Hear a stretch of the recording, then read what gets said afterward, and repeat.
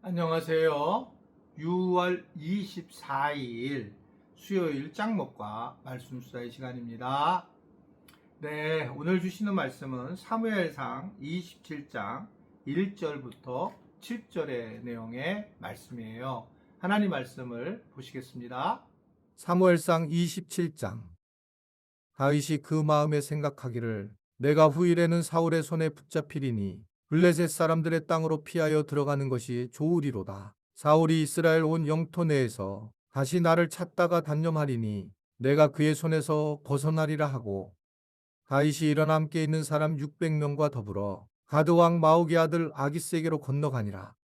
다윗과 그의 사람들이 저마다 가족을 거느리고 가드에서 아기스와 동거하였는데, 다윗이 그의 두 아내 이스라엘 여자 아히노함과 나발의 아내였던 갈멜 여자 아비가일과 함께 하였더니, 다윗이 가드에 도망한 것을 어떤 사람이 사울에게 전하매 사울이 다시는 그를 수색하지 아니하니라.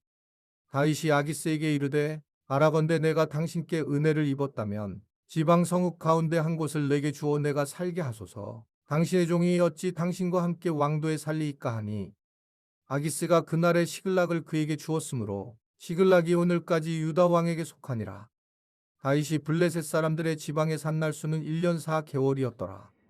다윗이 결국은 사울 왕과 최종적으로 보면 또 너무나 어려운 관계로 형성이 되고, 특별히 이제 이 다윗은 사울의 위기, 사울을 피해서 위기를 잘 넘겨왔고 잘 해결했지만 여전히 사울에게 이제 잡힐 가능성이 있다라는 것을 알게 됩니다. 그래서 1절을 보면 이게 사울이 이스라엘 온 영토로 다시 나를 찾다가 단념하리니 내가 이제 그의 손에서 벗어나야 된다라고 하면서 결국 이스라엘 땅을 벗어나야 된다. 그래서 내가 살아남는다. 그래서 2절을 보면 600명과 더불어서 아기스에게로 갔다. 이렇게 이야기를 하고 있습니다. 즉 이스라엘 영토를 넘어서야지 되고, 그 아기스라는 지역은 이스라엘과 적대 관계를 가졌던 블레셋의 땅으로 피신을 하는 겁니다. 사사시대 이후에 블레셋은 이스라엘의 완전히 적국이었고, 여러분 잘 아는 또 이 다윗이 블레셋의 골리앗 장군을 무너뜨리는 그런 장소이기도 하죠. 그럼에도 불구하고 그는 블레셋으로 피신을 하는데, 그의 두려움이었는지 모르지만 이 문제를 하나님께 여쭈어보지 않고 그는 그냥 그곳으로 가게 됩니다. 하나님이 생각하지 않은 판단을 하게 됐고 그릇된 행동으로 이제 나타나게 되는 겁니다. 그러니까 이게 이제 어떻게 보면 다윗의 참 안타까운 또 하나의 모습인데, 여기서 이제 굉장히 그는 어려움을 겪게 되는 모습을 보이죠. 결국은 이 가드왕 아기스에게 이제 망명 신청을 하고, 정말 사울은 이제 추격을 더 이상 하지 않습니다. 그리고 이제 다윗은 한 성읍을 갖다가 요청하게 되고 시글락이라고 하는 성읍에서 1년 4개월 동안 머물게 됩니다. 그리고 다윗은 자신을 아기스 왕의 종이라고 그렇게 얘기를 하면서 결국 그 왕의 종으로 자처하는 모습을 보이게 되는 장면을 보게 됩니다. 우리가 여기서 보면서 정말 예상치 못한 또 우리가 어려움을 겪게 되는데, 다윗이 왜 이런 모습을 가질까? 결국은 가장 커다란 문제는 하나님이 없는 마음을 가지고 이 일을 진행하게 되는 것 때문에 그래요. 하나님 앞에 기도하고 하나님 앞에 서야 되고 하나님 중심으로 생각을 하면 훨씬 나은 건데 그렇지 않다는 거죠. 우리가 자꾸 오해를 하는 게 뭐냐면, 지난번 제가 설교 중에도 얘기했지만, 우리가 이름을 예수님의 이름으로 기도합니다 라고 할 때는 예수님이 원하시는 기도를 하는 것을 이야기하는 거죠.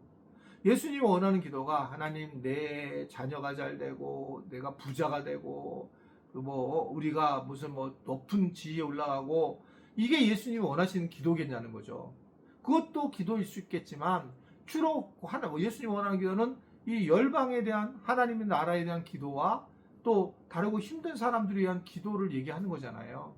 제가 항상 얘기하는 건, 교회라고 하는 게 왜 중요하냐? 여러분 개인적인 우리의 기도는 이 목회자들이나 그런 외부에 있는 사람들 부탁하는 기도죠. 내가 지금 재정적으로 어렵습니다. 재정적으로 도움을 달라.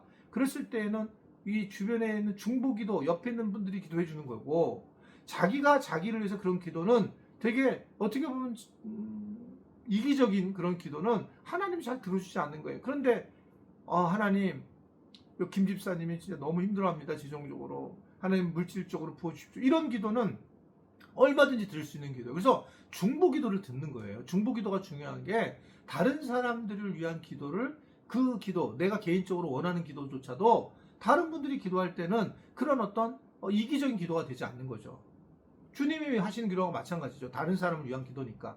그래서 여러분, 기도 두세 사람 모인 곳에 주님이 함께하고, 그리고 우리가 두세 사람 모였을 때 기도해라. 그게 바로 거기에 있는 거예요. 혼자서 신앙생활하는 거는 굉장히 위험한 거고, 그건 하나님을 깊이 만날 수 있는 그런 구조가 아닙니다. 이런 공동체가 있는 구조, 교회가 있는 구조로서 하나님을 만나고 기도해 나갈 때 그것이 건강한 구조의 모습이다라는 걸 오늘 또 이해할 수 있는 거죠. 그러니까 다윗은 계속 은혜를 경험했는데 결국 최종적으로 하나님과 이런 관계를 이루지 못하면서 그곳에 들어가서 어떻든 간에 하기스의 종이 되는, 이게 저는 약간 이때 충격을 받았어요. 처음에 이 말씀 읽을 때. 아니, 그렇게 하나님 앞에 놀라운 일들을 경험했는데, 그러면서도 실질적으로 이런 일을 일어나는구나. 역시 다윗도 사람이구나. 라는 생각을 합니다. 그 하나님의 종인 사람이, 어떻든 간에 이 하기스의 종이 돼서 블레셋의 종이 됐다. 600명이 따라갔을 때 이 사람들이 도대체 무슨 말을 했을까요?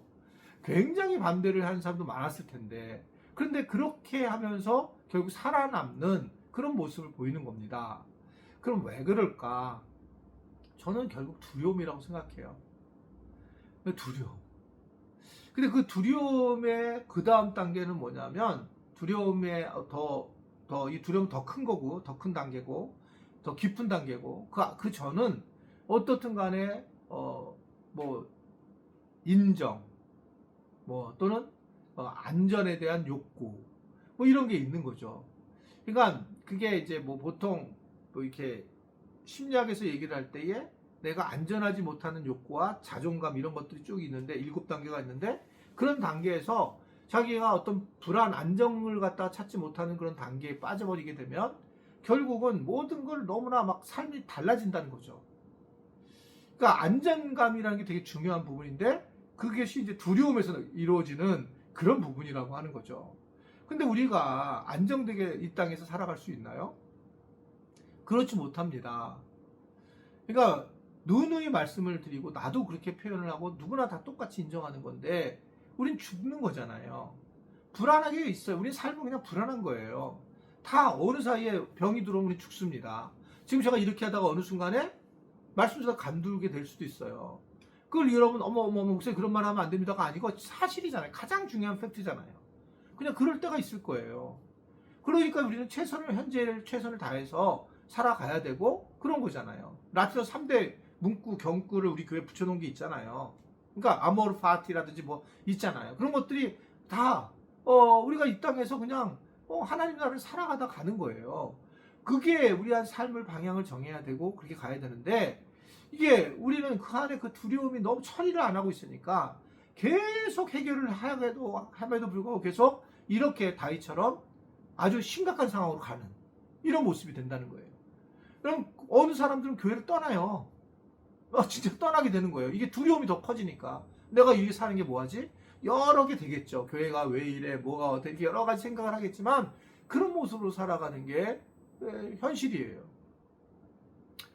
이 두려움은 하나님을 만나지 않으면 해결이 안 됩니다. 성령 충만해서 하나님을 경험해야만 돼요. 그러면은 더 깊이 만나고 더 의지하게 되면, 그러면 이런 정말 더 시궁창 같은 곳으로 가지 않죠. 지금 다윗처럼. 물론 이러한 것들도 나중에 보면 그가 하나님 앞에 더 깊이 들어오는 계기가 되지만, 어떻든 그런 모습을 우리에게 교훈으로 주고 있다. 오늘도 우리가 이러한 교훈을 가지고 곳곳에서 하나님 나라를 세워나가는 우리 지체들이 되기를 바랍니다.